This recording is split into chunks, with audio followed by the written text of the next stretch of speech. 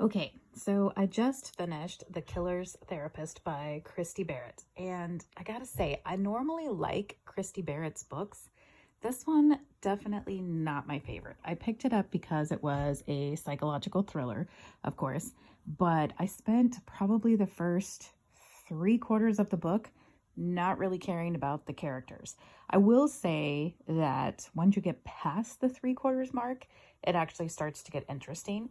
I think one of the big problems is that all of the action parts are kind of told passively because it's told from the therapist's point of view and not from any of the police detectives who are like looking into all of the things. So maybe that's kind of why it felt flat. It's a lot more emotional in her head and her thinking like, should I do this? Should I not do this?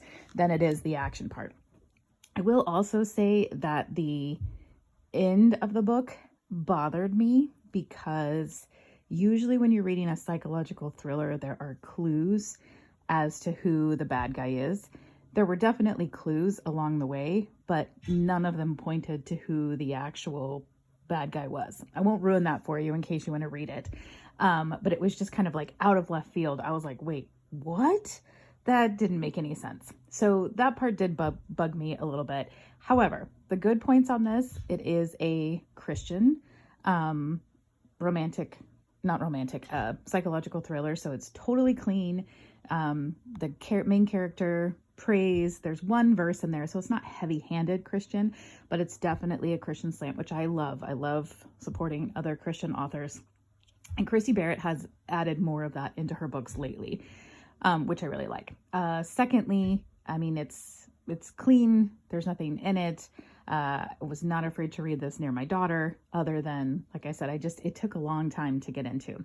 So would I totally put this on my to purchase list? No, but it is in Kindle Unlimited.